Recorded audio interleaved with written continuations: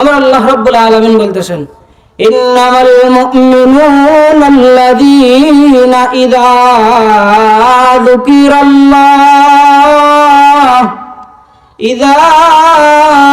যুকিরাল্লাহু ওয়াজিলাত কুলুবুহুম।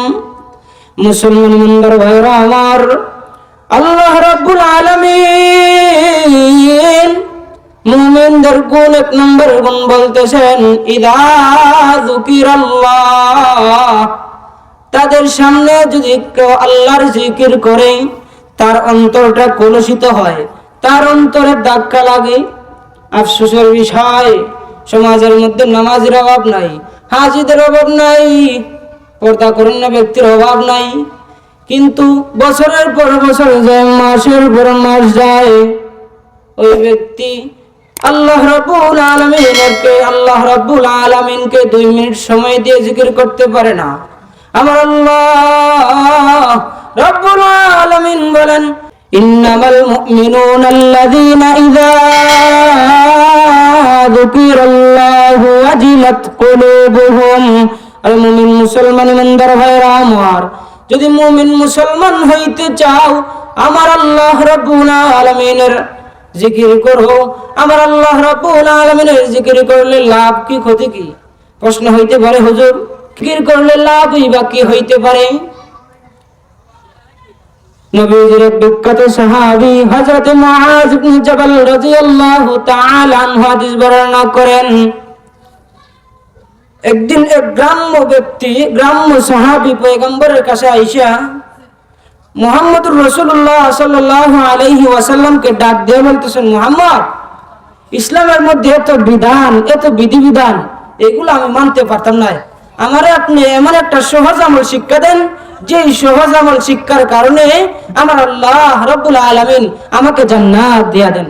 নবীজি বলেন, এবার আমি কি করতে পারি, তোমাকে আমি কি দিব? এই গ্রামের ব্যক্তিগুলো সাধারণত কিছু একটু কম শিক্ষিত হয়। ওই ব্যক্তি নবীজিকে বলে, এত বিধিবিধান তো আমার পক্ষে মানা সম্ভব না, আমি তো একজন কৃষক মানুষ, আমি তো দিনমজুর, আমাকে সহজ একটা আমল আপনি শিক্ষা দেন, যে আমলের কারণে আল্লাহ রাব্বুল আলামিন আমাকে জান্নাত দিয়া দেন।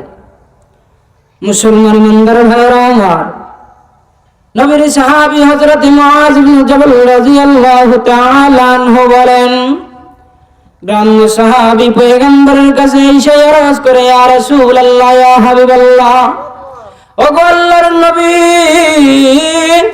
আমি গ্রাম্য ব্যক্তি, আমার কাছে এত ইসলামের বিধিবিধানগুলো মানতে পারবো না, আমার কাছে এত বিধানগুলো স্মরণ থাকে না, আপনি আমাকে এমন একটা আমল শিক্ষা দেন, যে আমলের কারণে আমার আল্লাহ রাব্বুল আলামিন আমাকে জান্নাত দিয়া দেন। এ মুসলমান, গ্রাম্য ব্যক্তি কম শিক্ষিত হতে পারে, তারপরে প্রশ্নটা যে করছে বড় না ছোট, অত্যন্ত বড় প্রশ্ন করে ফেলছেন। নবীজি আকরাম সাল্লাল্লাহু আলাইহি ওয়াসাল্লাম বলেন, রে সাহাবী আমার, শুনে নাও, তোমার এত বিধান যদি তুমি পালন করতে না পারো, আমি নবীজি তোমাকে একটা বিধান শিক্ষা দেই, একটা আমল শিক্ষা দেই, তুমি সদা সর্বদা এই আমলটা যদি করতে পারো রে উম্মত, আমার আল্লাহ রাব্বুল আলামিন অবশ্যই তোমাকে জান্নাত দিয়ে দেবেন। সাহাবী ডাক দিয়া বলেন, ইয়া রাসূলুল্লাহ, আমাকে আপনি বলেন কি করতে হবে? নবীজির সাহাবী হযরত মুআয ইবনে জাবাল রাদিয়াল্লাহু তাআলা আনহু বলেন, নবীজি আকরাম সাল্লাল্লাহু আলাইহি ওয়াসাল্লাম ওই ব্যক্তিকে বলে দিলেন, রে আমার উম্মত, তুমি বেশি বেশি তোমার জিহ্বাটাকে আল্লাহর জিকির দ্বারা ভিজিয়ে রাখবা। সুবহানাল্লাহ। নবীজি এমন আমল শিক্ষা দিলেন সাহাবীকে বললেন, সাহাবী আমার, তুমি হাল বাও, অসুবিধা নাই, তুমি জাল বাও, অসুবিধা নাই, তুমি অন্যের কাজ কামে যাও, অসুবিধা নাই, একটা আমল করবা। কি আমল? এই আমলটা হইল, তুমি সর্বদা আল্লাহ রাব্বুল আলামিনের জিকির, লা ইলাহা ইল্লাল্লাহ, সুবহানাল্লাহ, আলহামদুলিল্লাহ, এই সমস্ত জিকির দ্বারা তোমার জিহ্বাটাকে তুমি সর্ব অবস্থায় ভিজিয়ে রাখবা। প্রিয় হাজরিন, আপনারা বলতে পারেন, আমাদের সমাজে এই জিকিরগুলা কি? তো দেখা যায় আমাদের সমাজে তো জিকিরের অভাব নাই। আমাদের সমাজে ডিজে মার্কার অনেক জিকির আছে, যে জিকিরগুলা একজন ব্যক্তি বলতেছেন আমি এমন জিকির করছি, আমার জিকির বিবাহ বাড়িতে, ইহুদি বাড়িতে, হিন্দু বাড়িতে বিবাহের মধ্যে আমার জিকির না চালাইলে তাদের বিবাহই হয় না। এ মুসলমান, তোমার এটা জিকির নয়। আমাদের সমাজে কত প্রকারের জিকির, মুর্শিদ আমার হুজুরে শাহ কি মহিমা জানে, গলার মালা বানাইয়া ধীরে ধীরে টানে, এই সমস্ত জিকিরের অভাব নাই। এই সমস্ত জিকির দ্বারা আপনি কখনো আল্লাহ রাব্বুল আলামিনের তৈরি জান্নাতে যাইতে পারবেন না। আরে মুসলমান, কি করতে হবে? আল্লাহ রাব্বুল আলামিন বলেন, ইন্নামাল মুমিনুনাল্লাযীনা ইযা যুকিরাল্লাহু ওয়াজিলাত কুলুবুহুম। মুসলমান বান্দারা ভাইরা আমার, আল্লাহ রাব্বুল আলামিন বলেন মুমিনের এক নম্বর গুণ হইল তার সামনে আল্লাহ রাব্বুল আলামিনের যখন জিকির করা হয় তার অন্তরটা কলুষিত হয়। এবার প্রশ্ন হইতে পারে কি জিকির করব? নবীজি আকরাম সাল্লাল্লাহু আলাইহি ওয়াসাল্লাম হাদিসের মধ্যে ফরমান, আমার উম্মত, হাদিসের মধ্যে আছে নবীজি আকরাম সাল্লাল্লাহু আলাইহি ওয়াসাল্লাম একদিন সাহাবায়ে কেরামদেরকে নিয়ে বৈঠক, সাহাবায়ে কেরামদেরকে নিয়ে বসছেন। সাহাবায়ে কেরাম রাদিয়াল্লাহু তাআলা আনহুকে নবীজি প্রশ্ন করলেন, রে আমার সাহাবায়ে কেরাম, তোমরা জানোনি তোমাদের ভিতরের কলবটা ময়লা হয়, তোমাদের ভিতরের ঈমানটা পুরাতন হয়ে যায়। সাহাবায়ে কেরাম রাদিয়াল্লাহু তাআলা আনহুম আজমাইন গন্ডাক দিয়া বলেন, ইয়া রাসূলুল্লাহ, ইয়া হাবিবাল্লাহ, ও আল্লাহর নবী, অন্তরের ভিতরের কলব কিভাবে ময়লা হয় তা তো বুঝতে পারলাম না, ঈমানটা কিভাবে পূরণ হয় তা তো বুঝতে পারলাম না। নবীজি আকরাম সাল্লাল্লাহু আলাইহি ওয়াসাল্লামকে সাহাবায়ে কেরাম বলেন, নবী আমার, সমাজের মধ্যে কাপড় পরিষ্কার করতে হয় কিভাবে জানি? কাপড় এক সপ্তাহ পরলে আমাদের কাপড় ময়লা হয় কিনা? একদিন, 2 দিন, 3 দিন, 4 দিন আমাদের কাপড় যদি আমরা পরিধান করি ময়লা হইয়া যায়। নবীজি আকরাম সাল্লাল্লাহু আলাইহি ওয়াসাল্লামকে সাহাবায়ে কেরাম বলেন, ইয়া রাসূলুল্লাহ, ইয়া হাবিবাল্লাহ, ও আল্লাহর নবী, আমরা তো জানলাম কাপড় যদি ময়লা হইয়া যায় সাবান, ব্লিচিং পাউডার দিয়ে পরিষ্কার করলেই পরিষ্কার হইয়া যায়। ইয়া রাসূলুল্লাহ, ইয়া হাবিবাল্লাহ, ও আল্লাহর নবী, আমাদের ভিতরের কলব কিভাবে পরিষ্কার করব? নবীজি বলেন, আমার সাহাবায়ে কেরাম, তোমরা যদি তোমাদের ভিতরের কলবটাকে পরিষ্কার করতে চাও, যদি নবায়ন করতে চাও, তাহলে আমি নবীজি আকরাম সাল্লাল্লাহু আলাইহি ওয়াসাল্লাম বলে দিলাম, তোমরা বেশি বেশি লা ইলাহা ইল্লাল্লাহ, লা ইলাহা ইল্লাল্লাহ, লা ইলাহা ইল্লাল্লাহ জিকির বেশি বেশি পড়া। নবীজি সাহাবায়ে কেরামদেরকে বললেন, সাহাবায়ে কেরাম আমার, তোমরা ভিতরের ঈমানটাকে নবায়ন করবা, তোমরা ভিতরের কলবটাকে পরিষ্কার করা একবারে সহজ। সর্বদা তোমরা বেশি বেশি লা ইলাহা ইল্লাল্লাহ জিকির করবা। তাহলে বোঝা গেল জিকিরের ফায়দা অবশ্যই আছে। জিকির করতে পারলে ভিতরের ময়লা দূর হয়, নেফাকি দূর হয়। আমাদের সমাজে হাজি কিন্তু তার ভিতরে স্বভাব ভালো না, আমাদের সমাজে পাক্কা নামাজি কিন্তু তার দিকে তাকাইলে নামাজি বোঝা যায় না। আমাদের সমাজে এমন ব্যক্তির অভাব নাই যেই ব্যক্তি নিজেকে ইমানদার দাবি করে। এ ভাই, এ মুসলমান ইমানদার ভাইরা আমার, সমাজে এমন ব্যক্তির অভাব নাই। দেখা যায় তার সব ঠিক আছে, নামাজও ঠিক আছে, রোজাও ঠিক আছে, হজও ঠিক আছে, যাকাতও ঠিক আছে, কিন্তু দেখা যায় আল্লাহ রাব্বুল আলামিনের জিকির করা যে একটা ইবাদত, এই ইবাদত এই ব্যক্তি কোনোদিন করতে পারে না। আল্লাহ রাব্বুল আলামিনকে বছরের পর বছর যায়, মাসের পর মাস যায়, একটা দিন 2 মিনিট সময় নিয়ে আল্লাহ রাব্বুল আলামিনকে ডাকতে জানে না, আল্লাহ রাব্বুল আলামিনকে ডাকতে পারে না। তাহলে আমরা বুঝলাম নবীর হাদিস দ্বারা জিকির কি করব। নবীজি আকরাম সাল্লাল্লাহু আলাইহি ওয়াসাল্লাম সাহাবায়ে কেরামকে জিকির শিক্ষা দিয়েছেন, লা ইলাহা ইল্লাল্লাহ, লা ইলাহা ইল্লাল্লাহ, এই সমস্ত জিকির পয়গম্বর আরবি সাল্লাল্লাহু আলাইহি ওয়াসাল্লাম শিক্ষা দিয়েছেন। জিকির করলে লাভ কি তাও আমরা হাদিস দ্বারা জানতে পারলাম। নবীজি আকরাম সাল্লাল্লাহু আলাইহি ওয়াসাল্লাম বলেন, তোমাদের ভিতরের কলবটা যেই রকম ভাবে ময়লা হয়, তোমাদের শরীরের কাপড়গুলো যেই রকম ভাবে ময়লা হয়, ঠিক তদ্রূপ ভাবে তোমাদের কলবও ময়লা হয়। এই কলবকে পরিষ্কার করতে হইলে তোমরা বেশি বেশি আল্লাহর জিকির করবা, লা ইলাহা ইল্লাল্লাহ, লা ইলাহা ইল্লাল্লাহ, এই সমস্ত জিকির করবা। জিকির করলে ফায়দা কি? আরেকটা হাদিস, মুসলমান বান্দার ভাইরা আমার, আল্লাহর নবী রাহমাতুল লিল আলামিন হাদিসের মধ্যে বলেন, রে আমার উম্মত, রে আমার সাহাবায়ে কেরাম, তোমরা শুনে নাও, আমার কোন উম্মতের যদি সমুদ্রের ফেনা সম পরিমাণ গুনাহ হয়, আমার কোন উম্মতের যদি সমুদ্রের ফেনা পরিমাণ গুনাহ হইয়া যায়, ওই ব্যক্তি যেন ঘাবড়ে না যায়, ওই ব্যক্তির অন্তর যেন শক্ত রাখে, আমার আল্লাহ রাব্বুল আলামিনের কাছে যেন চাইতে থাকে। সাহাবায়ে কেরাম রাদিয়াল্লাহু তাআলা আনহু বলেন, ইয়া রাসূলুল্লাহ, ইয়া হাবিবাল্লাহ, আমরা কি করতে পারি? নবীজি আকরাম সাল্লাল্লাহু আলাইহি ওয়াসাল্লাম বলেন, রে আমার সাহাবায়ে কেরাম, তোমরা শুনে নাও জিকিরের ফায়দা কি। কোন ব্যক্তি যদি সুবহানাল্লাহি ওয়া বিহামদিহি, সুবহানাল্লাহি ওয়া বিহামদিহি, সুবহানাল্লাহি ওয়া বিহামদিহি দৈনিক 100 বার পড়তে পারে, দৈনিক 100 বার করে পড়তে পারে, আমি নবীজি বলে দিলাম, ওই ব্যক্তির যদি জিন্দেগীর মধ্যে যদি সমুদ্রের ফেনা পরিমাণ সম পরিমাণ যদি গুনাহ থাকে রে উম্মত, ওই ব্যক্তির সমস্ত গুনাহকে মাফ করে দিয়ে আমার আল্লাহ রাব্বুল আলামিন ওই ব্যক্তিকে জান্নাতি বানায় দিবেন। সুবহানাল্লাহ। ছোট্ট একটা আমল, সুবহানাল্লাহি ওয়া বিহামদিহি, সুবহানাল্লাহি ওয়া বিহামদিহি। আবু দাউদ শরীফের মধ্যে হাদিস কানা গেছে, বুখারী শরীফের মধ্যে হাদিস কানা আমরা পাইছি।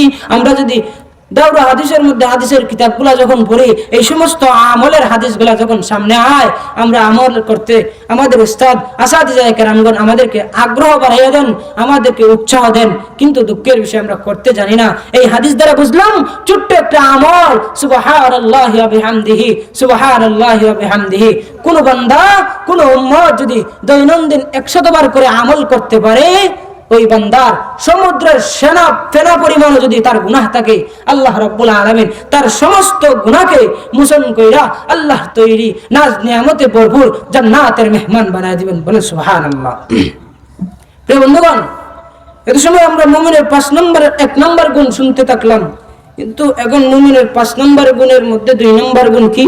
আল্লাহ রাব্বুল আলামিন বলেন, ইন্নামাল মুমিনুনা আল্লাযীনা ইযা যুকিরাল্লাহু ওয়াজিলাত কুলুবুহুম ওয়া ইযা তুলিয়াত আলাইহিম আয়াতুহু যাদাতুহুম ঈমানা। এই মুসলমান ইমানদার ভাইরা আমার, আমার আল্লাহ রব্বুল আলামিন, আমার আল্লাহ রব্বুল আলামিন 2 নম্বরে মুমিনের বৈশিষ্ট্য বলতেছেন, আরে আমার বান্দা বান্দির দল, যদি তোমরা প্রকৃত মুমিন হইতে চাও, প্রকৃত ইমানদার হইতে চাও, তোমরা তোমাদের সামনে যদি কোরআন তেলাওয়াত করা হয়, প্রকৃত মুমিন মুসলমানের সামনে কোরআন তেলাওয়াত করা হইলে তার ঈমানটা দীর্ঘায়িত হইতে থাকে, তার ঈমানটা বাড়তে থাকে। কিন্তু দেখা যায় আমাদের সমাজের মধ্যে মুসলমান, আমরা তেলাওয়াত শুনবো দূরের কথা, তেলাওয়াত পড়ব দূরের কথা, যেই ব্যক্তি তেলাওয়াত করে তার সাথে আমরা বসতে রাজি না, যেই ব্যক্তি তেলাওয়াত জানে তার সাথে মুহাব্বত লাগাইতে জানি না। তাহলে এই আয়াত দ্বারা বোঝা গেল মুমিনের 1 নম্বর গুণ হইল আল্লাহর জিকির করা। এই মুমিন যদি প্রকৃতপক্ষে মুমিন হয়, তাহলে ওই ব্যক্তি আল্লাহর জিকির করবে। 2 নম্বর হইল ওই ব্যক্তির সামনে যদি কোরআন তেলাওয়াত করা হয়, তার ঈমানটা চাঙ্গা হয়, তার ঈমানটা মজবুত হয়। এ মুসলমান ইমানদার ভাইরা আমার, আল্লাহর জিকির করার বেশি বেশি দরকার আছে নি নাই? কোরআন তেলাওয়াত করার প্রয়োজন আছে কি নাই? সাহাবায়ে কেরাম রাদিয়াল্লাহু তাআলা আনহু যখন রাসূলের কাছ থেকে তেলাওয়াত শুনতেন, সাহাবায়ে কেরামের দিন দুনিয়ার হুঁশ হারিয়ে ফেলতেন। সাহাবায়ে কেরাম রাসূল আকরাম সাল্লাল্লাহু আলাইহি ওয়াসাল্লামের কাছ থেকে তেলাওয়াত শোনার জন্য নবীজির মিম্বরের পাশে ঝাঁকে ঝাঁকে সাহাবায়ে কেরাম বসে থাকতেন। এই মুসলমান ইমানদার ভাইরা আমার, মুমিন মুসলমানের 3 নম্বর গুণ কি? 1 নম্বর গুণ পাইলাম, ওই ব্যক্তি বেশি বেশি আল্লাহর জিকির করবে। ওই ব্যক্তির সামনে আল্লাহর জিকির করা হইলে ওই ব্যক্তির কলবটা আল্লাহর ভয়ে প্রকম্পিত হইতে থাকে।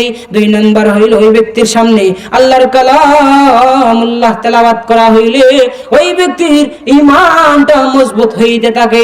3 নম্বর, আল্লাহ রাব্বুল আলামিন মুমিন মুসলমান ঈমানওয়ালা খাঁটি ঈমানদারের পরিচয় বলতেছেন, ইন্নামাল মুমিনুনা আল্লাযীনা ইযা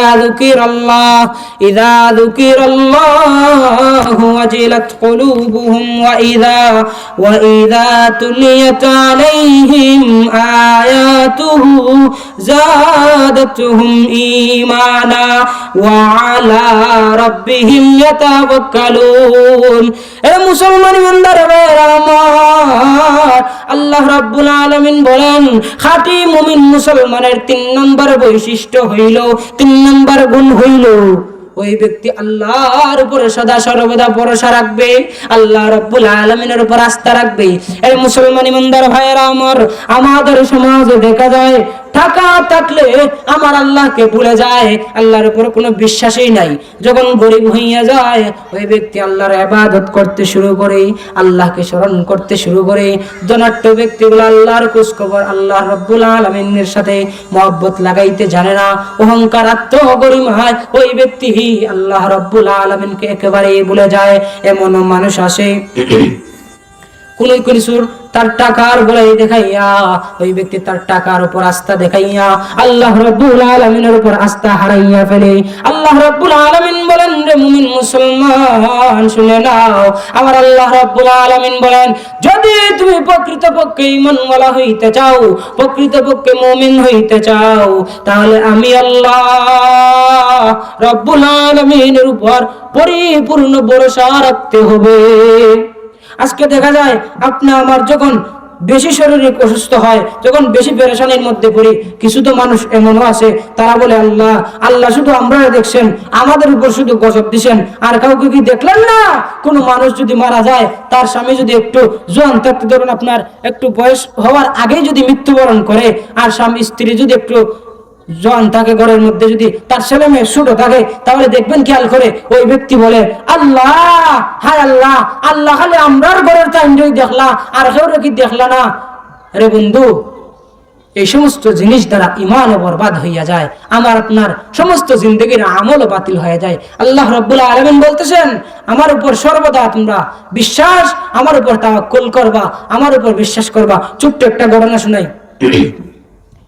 হাদিসের দর্শের মধ্যে আমাদের উস্তাদ আসাদিজায়ে কেরামগণ শুনিয়েছেন, একজন শায়েখ হাদিস পড়াচ্ছেন, আর আমার এক ছাত্রী দৈনন্দিন ক্লাসে আসতে দেরি হইয়া যায়।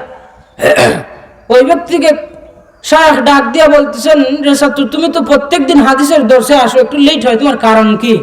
ওই ছাত্র ডাক দিয়া বলে, আমার উস্তাদ, ও আমার শায়েখ, আপনি আসতে বাড়ি থেকে আসতে একটা খাল মিলে, এই খালটা আমি পাহির হইতে নৌকা লাগে, যানবাহন লাগে, এগুলা ছাড়া আমি নৌকা সারা গাং পাহির হইতে পারি না, এই জন্য আপনার দর্শের মধ্যে আসতে লেট হইয়া যায়। উস্তাদ বলে, আরে বেটা, বিসমিল্লাহির রহমানির রহিম বলে তুমি নদীতে পা রাখার সাথে সাথে দেখবা তুমি নদী পার হইয়া গেছো। বিসমিল্লাহ বইলা নদীতে পা রাখতে দেরি, দেখবা তুমি নদী পাহির হইতে দেরি নাই। ছাত্র উস্তাদের কথা শুই না, ওই সাথে সাথে 100তে 100 আল্লাহ রাব্বুল আলামিনের এই বিসমিল্লাহির রহমানির রহিমের উপর 100তে 100 ইয়াকিন পাক্কা কইরা আরেকদিন যখন আসছে ক্লাসের টাইম, ওই সময় ছাত্র যখন গঙ্গার পাশে আসছে, নদীর পাশে আসছে, এই ছাত্রের কথা ইয়াদ হয়ে গেছে, কি উস্তাদের কথা যখন স্মরণ হয়ে গেছে, ওই ব্যক্তি সাথে সাথে ছাত্র হাদিসের কিতাবখানা মাথার মধ্যে নিয়ে বিসমিল্লাহির রহমানির রহিম বইলা সাথে সাথে নদীর মধ্যে যখন খাইট বাড়াইছে, হাঁটতেছে, দেখা যায় অন্যদিন যখন নৌকা লাগে, আজকে দেখা যায় জমিনের হাঁটতেছে এরকম ভাবে, ঠিক তদ্রুপ ভাবে ওই ব্যক্তি পানির উপর দিয়েও সমুদ্রের উপর দিয়েও বিসমিল্লাহির রহমানির রহিম বলে আল্লাহর উপর বিশ্বাস আর স্থাপন করার কারণে ওই ব্যক্তি স্বাভাবিক গতিতে হাইটে আসছে।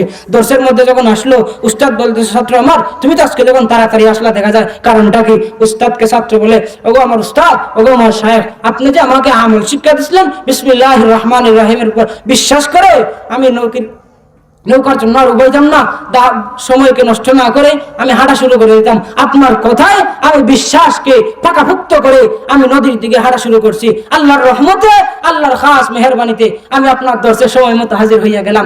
ঘটনাক্রমে আরেকদিন ওই ছাত্রের সাথে উস্তাদে যখন এক জায়গায় দাওয়াতে, এক জায়গায় খেদমতে যাইতেছেন, এক জায়গায় বাহির হইছেন, সামনে একই নদী। এখন নদী বাহির হইবেন কিভাবে? উস্তাদের আগের নসিহত তো ছাত্রের স্মরণ আছে। ছাত্র বিসমিল্লাহির রহমানির রহিম বইলা হাঁটা শুরু করছে। আজকেও বিসমিল্লাহর বরকতে ওই ব্যক্তি নদী পার হইয়া গেছে। কিন্তু দেখা যায় উস্তাদ তো পিছে, উস্তাদ কিন্তু তার সাফার জুড়ে, উস্তাদ কিন্তু একটু গর্ব করে বলছিলেন, আরে বেটা তুমি তো আলেম এলেম, বিসমিল্লাহির রহমানির রহিম বইলা পারা দিলেই তো তোমার আর কোনো সমস্যা নাই। উস্তাদ বলছিলেন, উস্তাদের ভিতরে কিন্তু 100তে 100 কোনো বিশ্বাস ছিল না। উস্তাদ সাফার জুড়ে বলে ফেলছেন। কিন্তু দেখা যায় উস্তাদ যখন নদীর পাশে গেছেন, গিয়া ছাত্র তো বিসমিল্লাহির রহমানির রহিম বলে হাঁটা শুরু করে বাইর হইয়া গেছে। ওই পার থেকে ছাত্র ডাক দিয়ে বলে, উস্তাদ আমার, আমি তো বাইর হইয়া গেলাম, আপনি আসেন। পিছন পিছন উস্তাদ যখন বিসমিল্লাহির রহমান, মনের ভিতরে একটু খুদুন মুদুর কি না হয়, পানির ভিতরে যখন ডুবে হয়ে যায়, এবার উস্তাদ বিসমিল্লাহির রহমানির রহিম পইরা সূরাতুল ফাতিহা পইরা আরো আয়াতে কারিমাগুলা পইরা যখন ফারা দিছেন, দেওয়ার সাথে সাথে ওই ব্যক্তি একদম পানির নিচে চলে গেছেন। এই সমস্ত কাহিনী ঘটলো কেন? উস্তাদ বলছিলেন, উস্তাদের তেমন বিশ্বাস ছিল না আল্লাহ রাব্বুল আলামিনের উপর, তেমন এই বিসমিল্লাহির রহমানির রহিমের উপর তেমন বিশ্বাস ছিল না। আর ছাত্র 100তে 100 বিশ্বাস হয়ে গেছে উস্তাদের নসিহতে। 100তে 100 বিশ্বাস হওয়ার কারণে ওই ছাত্র আর কোনোদিন এই গান পাহির হইতে তার নৌকা লাগে না, এমনিতেই হাঁটে, হাইটা হাইটা পাহির হইতে পারে। কিন্তু উস্তাদের ভিতরে যেহেতু খুদুন মুদুর ছিল, এই জন্য শুধু বিসমিল্লাহ না, সারা কোরআনও যদি খতম করে ওই দিন উস্তাদ গাঙ্গের মধ্যে ফাড়া দিতা, সাথে সাথে পানির মধ্যে ডুবলানে প্যারা হাজিরিন। এর দ্বারা ঘটনা দ্বারা বোঝা গেল, তুচ্ছ থেকে তুচ্ছ জিনিসের উপর যদি আপনি বিশ্বাস করতে পারি, আপনার আমার বিশ্বাসের কাজে অবশ্যই ফল মিলে। যেমন আপনি আমি তাবিজ আনি, তাবিজ কিন্তু 100তে 100 আমরা আনি, বিশ্বাস করে আনি। যদি বিশ্বাস না করে আনতাম, আমরা এমবিবিএস এফআরসিএস ডাক্তার গুলা যখন দেখাইয়া ব্যর্থ, ওই জায়গাতে আমরা মোল্লা মৌলবীর উস্তাদ আসাতে যাই, কালামের কাছে যাই, শায়েখ বুজুর্গানে দিনের কাছে যাই, গিয়া হুজুর আমার তো এই সমস্যা, পেটের বেদনা, মাথার দ্বারা একটা তাবিজ দেন। তাবিজ আনার সাথে সাথে বিসমিল্লাহির রহমানির রহিম বইয়া যখন আমরা লাগাই, দেখা যায় ইয়াকিনের বরকতে আমাদের বেমার সাইরা যায়। প্যারে হাজিরিন, আমরা বুঝতে পারলাম মুমিনের 5 নম্বর গুণের 5টা গুণের মধ্যে 3টা গুণ জানলাম। 1 নম্বর বেশি বেশি জিকির করা, 2 নম্বর আল্লাহর কালাম তেলাওয়াত করা, 3 নম্বর আল্লাহর উপর পরিপূর্ণ বিশ্বাস স্থাপন করা, 4 নম্বর আল্লাহ কি বলেন কোরআনুল কারীমের মধ্যে পড়ি, ইন্নামাল মুমিনুনা আল্লাযীনা